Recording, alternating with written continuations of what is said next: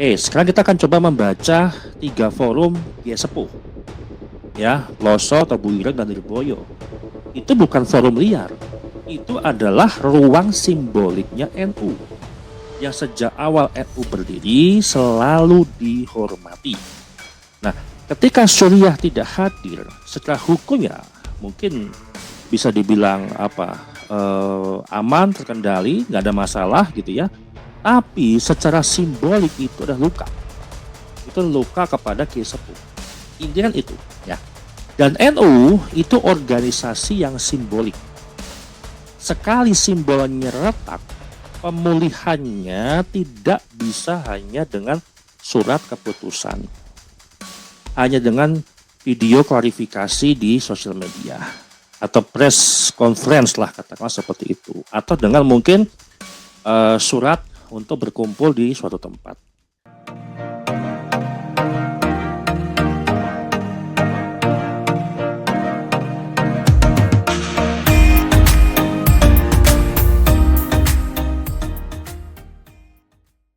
Sahabat Charlie dimanapun berada,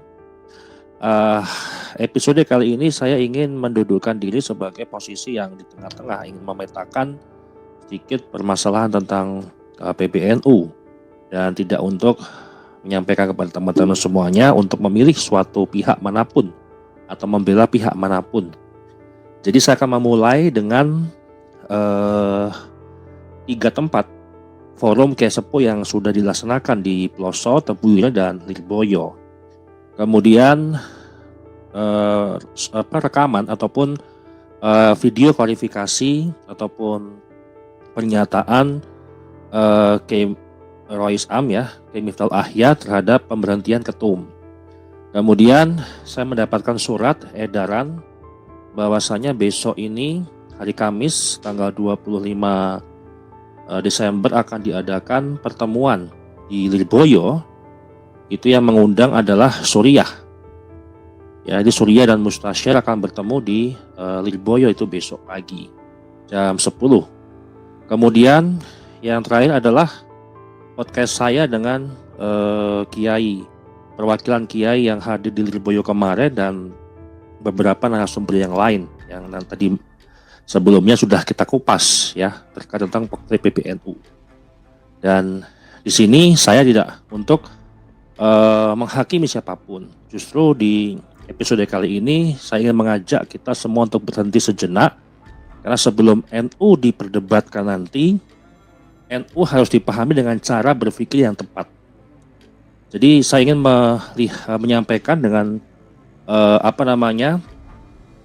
sudut pandang. Yang pertama 3 pertemuan sebelumnya Kiai Sepuh, kemudian pernyataan daripada Rois Am, kemudian surat yang besok itu akan dilaksanakan pertemuan antara Mustasyar dengan Suriah. Karena kalau cara berpikirnya salah, data benar pun akan menghasilkan kesimpulan yang keliru gitu ya. Nah, beberapa hari terakhir publik NU kan disuguhi sebuah 2 realitas sekaligus. Yang pertama ya, penjelasan resmi yang tadi juga baru keluar, kemudian konflik-konflik sebelumnya, karena juga pasti publik bertanya kemana Rois Am kok tidak ada pernyataan publiknya. Dan baru hari ini itu sudah menyatakan resmi penjelasan daripada Rois Am yang menjelaskan proses pemberhentian ketum umum secara konstitusional. Kemudian yang kedua, 3 forum Kiai Sepuh yang ada di sebelumnya. Dan saya juga baru dapat surat untuk besok ada pertemuan di Lirboyo kembali dengan Suriah dan Mustasyar. Masalahnya, publik langsung diseret ke pertanyaan yang mendasar. Siapa yang sah, siapa yang melanggar? Kan 2 itu. Sebenarnya kita bisa 2 hal, siapa yang sah, siapa yang melanggar gitu ya. Padahal pertanyaan yang lebih penting itu adalah apakah cara kita membaca konflik ini sudah tepat. Artinya saya coba memetakan mana yang menjadi sebuah persepsi publik, mana yang menjadi sebuah persepsi daripada elit PBNU. Nah, kalau kita bicara kerangka berpikir, kalau misalkan kita bisa menganalisa publik yang mungkin mengira NU itu hanya organisasi administratif. Padahal NU itu adalah organisasi Jamiah Diniyah, komunitas kultural, dan simbol peradaban Islam Nusantara. Itu jelas. Nah, ketika Rois Am berbicara konstitusi, ya, dengan persepsinya beliau, ya mungkin bisa saja benar secara struktur. Tapi ketika Kiai Sepuh berbicara musyawarah, mereka juga benar secara kultur. Artinya, dua hal yang dilakukan ini adalah sama-sama benar.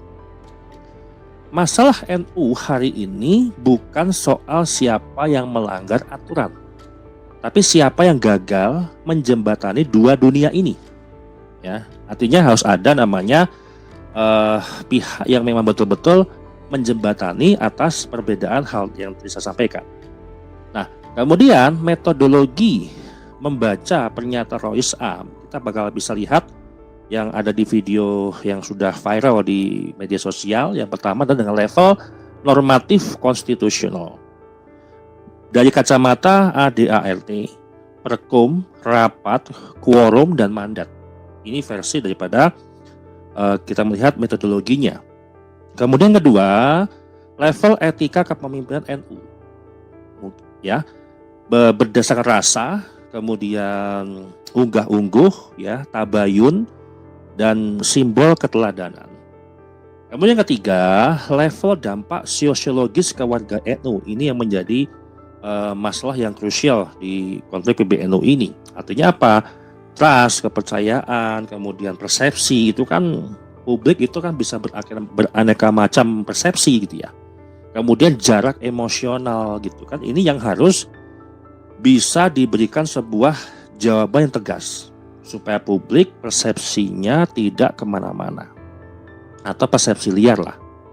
Jadi harus sesuai dengan kerangka berpikir dan sesuai dengan metodologis.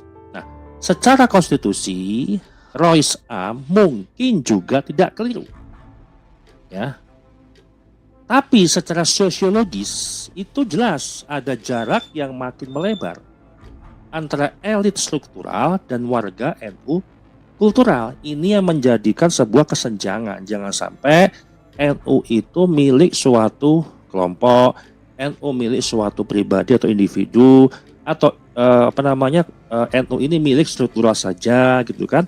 Artinya seluruh warga NU berhak untuk memikirkan NU ini seperti apa ke depannya. Itu intinya. Ya. Jadi secara kerangka berpikir dan metodologisnya juga harus jelas. Oke, sekarang kita akan coba membaca 3 forum Kiai Sepuh. Ya, Ploso, Tebu Ireng, dan Lirboyo. Itu bukan forum liar. Itu adalah ruang simboliknya NU. Yang sejak awal NU berdiri selalu dihormati. Nah, ketika Suriah tidak hadir, secara hukum ya mungkin bisa dibilang aman, terkendali, nggak ada masalah gitu ya. Tapi secara simbolik itu adalah luka. Itu luka kepada Kiai Sepuh. Intinya kan itu ya. Dan NU itu organisasi yang simbolik. Sekali simbolnya retak, pemulihannya tidak bisa hanya dengan surat keputusan. Hanya dengan video klarifikasi di sosial media atau press conference lah katakanlah seperti itu, atau dengan mungkin surat untuk berkumpul di suatu tempat. Dan mungkin kita nggak tahu apakah yang nanti dilakukan Suriah dengan Mustasyar itu akan menjawab konflik ini secara keseluruhan yang sudah satu bulan lebih, atau masih mandek di dalam dua pemahaman tadi yang saya sebutkan di awal. Dan sebenarnya kalau kita bertanya secara garis besar, di mana sih ketegangan ini sebenarnya terjadi gitu ya? Di mana posisinya gitu ya? Nah, ketegangan NU hari ini bukan antara Rois Am dan Kiai Sepuh, tapi antara cara berpikir legalistik dan cara berpikir kultural NU. Ya, kalau NU hanya dibaca sebagai benar-benar itu benar atau salah hukum, NU akan kehilangan ruhnya. Jadi ini adalah cara berpikir legalistik yang menjadikan sebuah permasalahan yang harus diduduk bareng. Nggak bisa hanya persepsi daripada publik saja menilai, oh ini tidak ada kemauan Suriah gitu kan, oh ini Suriah tidak menghormati Kiai Sepuh dan seterusnya. Itu kan macam-macam tuh. Sehingga biar persepsi publik tidak liar, ya mungkin pertemuan nanti yang dilaksanakan di Lirboyo dengan Suriah itu mengundang mustasyar, mungkin ya kita nggak tahu juga nanti hasilnya apa besok, mungkin bisa kita akan tanggapi setelahnya gitu ya. Ini akan menjawab semuanya, apakah yang menjadi persepsi publik di sosial media terutama itu akan menjadi terselesaikan atau tidak. Ini kan jadi masalah ya. Nah, ini saya coba bacakan dulu ya. Menyusuli surat kami nomor sekian tanggal 21 Desember 2025 perihal penjelasan mengenai hasil rapat pleno. Melalui surat ini kami mengharap perkenan para kiai atau bunyai mustasyar pengurus PBNU untuk hadir pada Kamis 25 Desember pukul 10 WIB ya. Tempatnya di Pondok Pesantren Lirboyo, Kediri. Penyampaian agendanya, penyampaian penjelasan mengenai latar belakang, tahapan, prosedur, dan substansi keputusan rapat pleno PBNU. Jadi ini yang mengundang adalah Kiai Haji Miftahul Ahyar sebagai Rois Am. Nah, ini besok apakah ada penyelesaian yang baik, ya, ada perkembangan yang signifikan atau tidak, ya kita akan menunggu besok ya. Jadi intinya NU tidak akan runtuh karena suatu konflik, tapi NU akan runtuh kalau kita kehilangan adab dalam berbeda. Nih ya, semoga apa yang saya sampaikan ini menjadi sebuah jembatan bukan jurang, karena NU terlalu besar untuk direduksi menjadi sekedar menang atau kalah. Demikian saya, terima kasih.